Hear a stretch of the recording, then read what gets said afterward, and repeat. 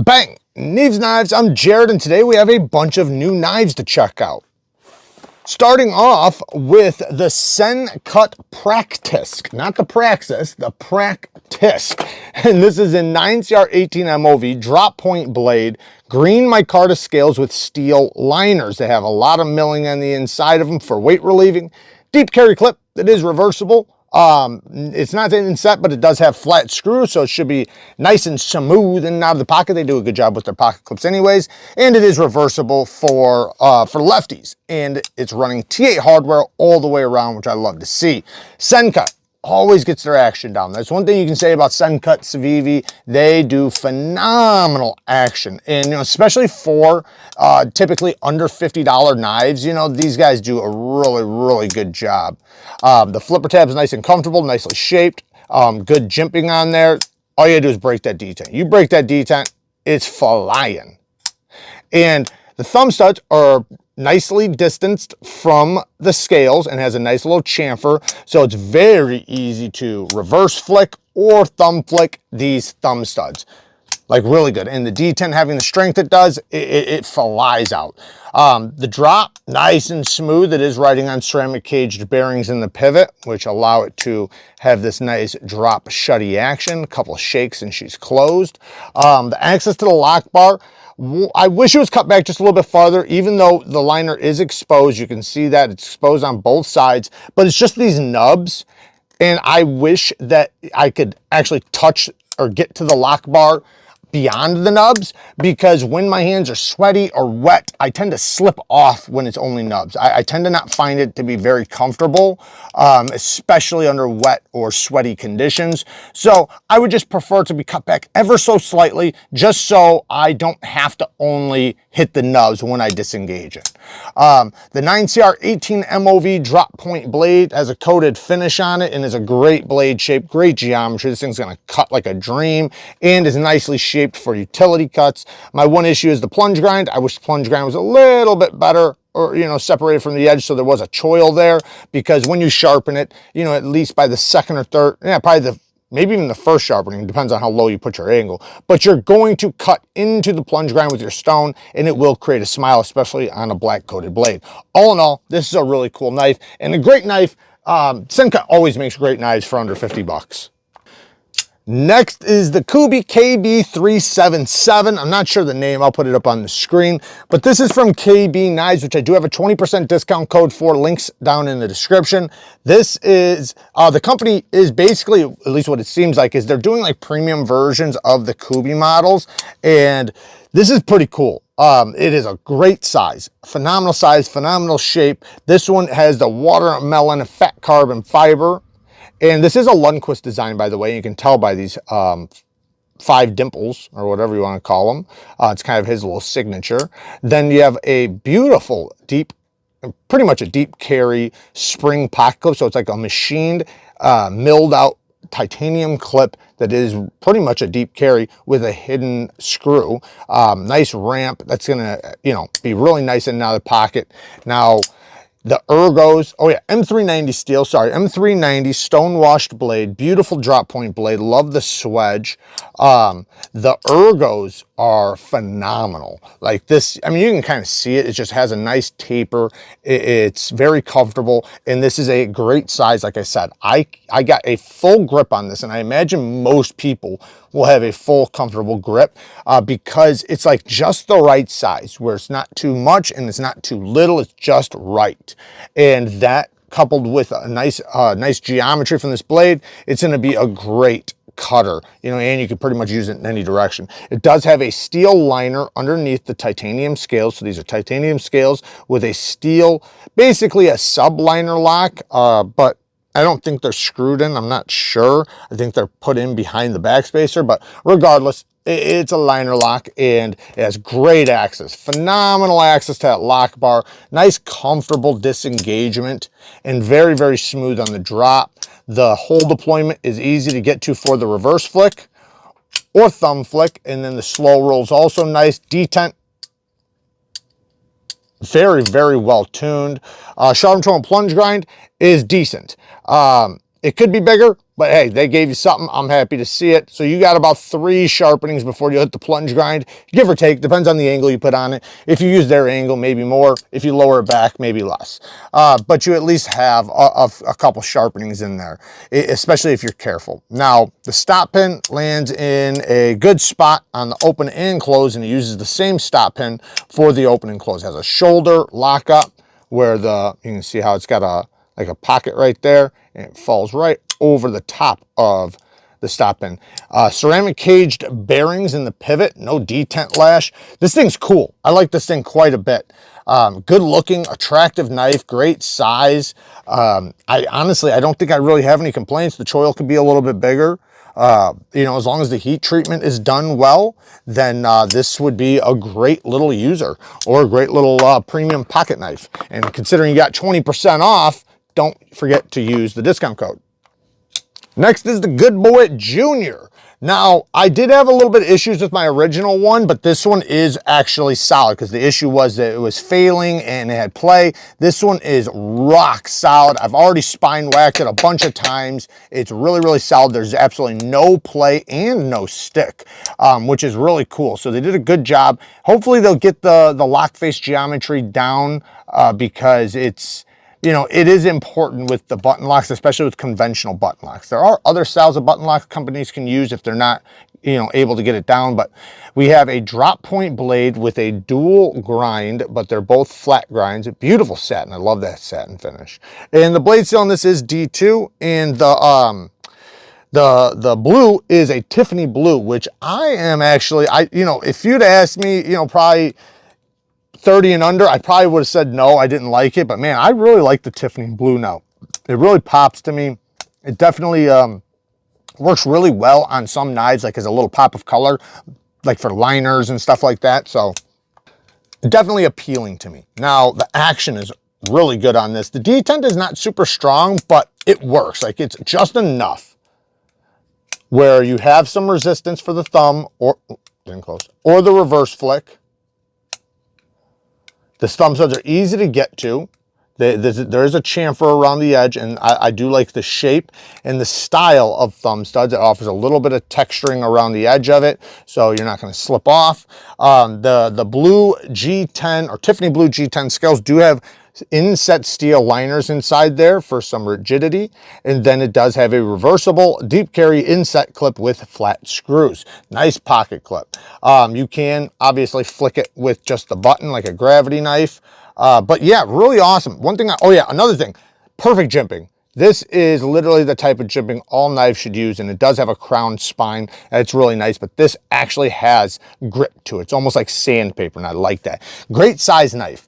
This, again, like kind of like the last one, this is just a good size knife where you can get a full 4-finger grip comfortably, and it has a great blade shape. Sharp control and plunge grind is done very well. Again, you know, it could be bigger, but they did separate the end of the plunge grind from the edge, which that gives you plenty of sharpening. You'll have a few sharpenings in there before you'll ever hit that plunge grind. And you technically could probably cut your own choil in again in the future if you needed to. Either way, awesome little knife. And, you know, unlike, you know, the other one that I did try, that I did have some complaints with because it had play and I think it was failing and stuff, this one's not. So the only thing I have is T6s. I'm not a big fan of T6s. I'd prefer T8s across the board, and I'd prefer to see this in like a Nitro V or something like that. I know these are like, they're very, very budget friendly knives, so I understand. And D2's fine as long as it's under a certain price, which I'm sure this is. But I just, you know, I just like other steels a little bit more. But there's nothing wrong with D2 as long as you just keep it dry, keep it clean, and, you know, hopefully they're at least doing a decent job with the heat treatment, because that is one thing with D2. It can be a little tricky for the companies to heat treat very well and consistent. Next is the Besttech Pridein, I think it's pronounced. And by the way, this one was BESTECHMAN, not just Besttech. BESTECHMAN is their very affordable line. But this is a regular Besttech model, and it's running MagnaCut steel, which they use or put M-cut on there to shorten it down. So, Yeah, I love seeing BESTECH using Magnet Cut, especially since now they seem to be able to do it 63 to 64 HRC, which is exactly where we want to see it. And I'm not sure if that's what this one's at, but I'm guessing. Beautiful satin finish. Look at that satin. This is a gorgeous blade. Man, BESTECH does a damn good job with that satin. I mean, it like plays with the light. I love it. Glistens. Beautiful sheep's foot blade too. This is going to be a phenomenal user blade shape. The access to the lock bar is the one thing I'm noticing right away. It is so good. They did such a good job with that disengagement. Very comfortable disengagement. You can easily let it drop down to your finger. And you have the front flipper and the thumb disc action. We'll talk about the front or the thumb disc here in a second. The front flipper, it works so good. I don't want to complain that they didn't bring the jimping up to the top, but they could have. They should have done jimping right here. So when I go like this, I'm not slipping. Now I have to reach over the top and pull. Luckily, the leverage point is so good on this because it's a somewhat of a narrow knife, which seems to work the best. See how I slipped with the front flippers, but I do got to say this is a very, very well done front flipper. Like most people are going to enjoy this front flipper because it is so easy to use and the detent is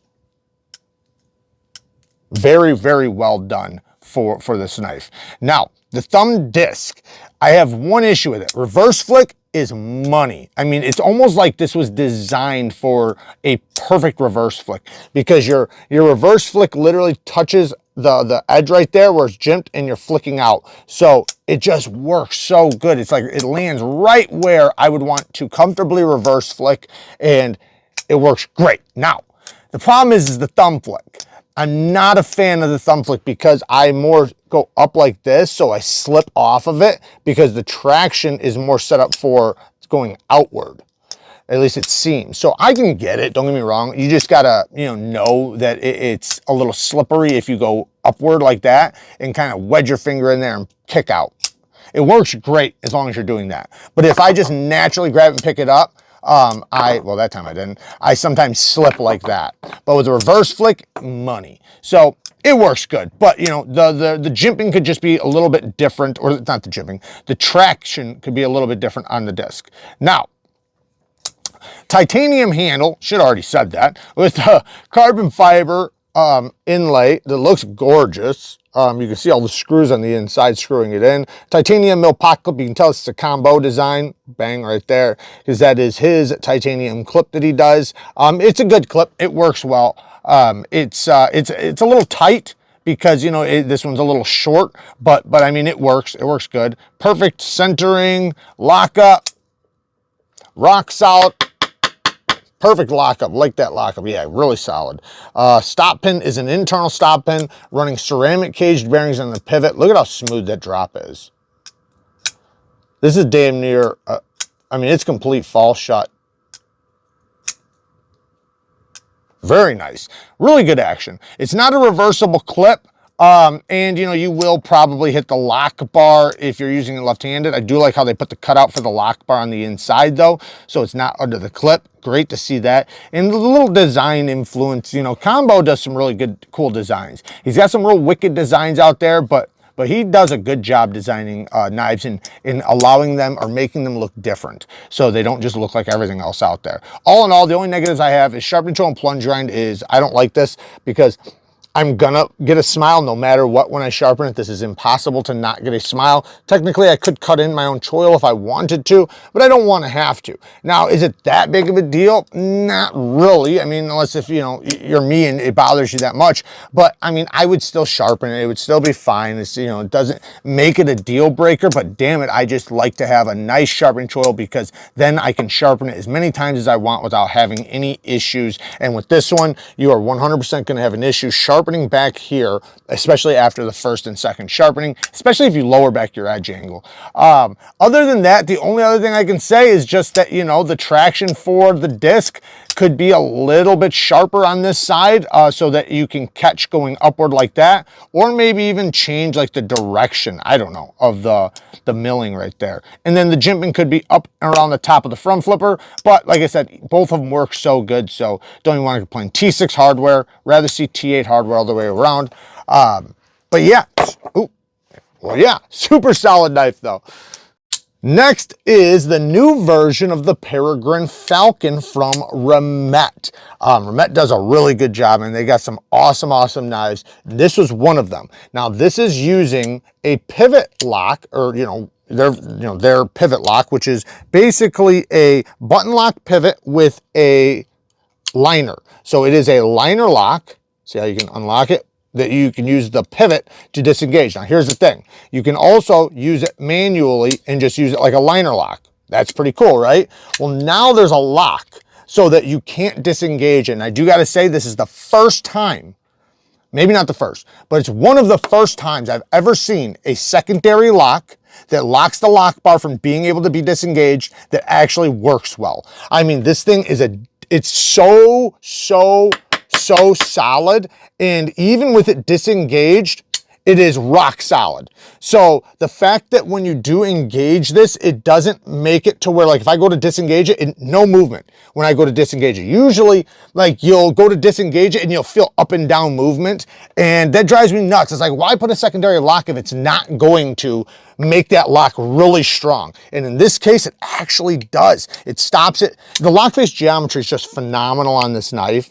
Like, it is really good. Like, I can feel it, I can see it, and then coupled with that, making it, even if I move it over, look, see, I moved it a little bit, there's still no movement. That tells me that this lock face geometry is really good because it's engaged from the very start of hitting underneath the tang of the blade. And the lock face. The front flipper is the one thing that I have an issue with, which I'll talk about here in a second. The reverse flick is awesome. The thumb flick, it's okay. It's not the easiest thumb flick, but you can get it, no problem.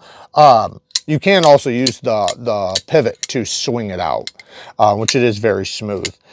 I should have said all the materials. M390 steel, titanium handle, and if you look, it's got this bronze anodization that looks gorgeous.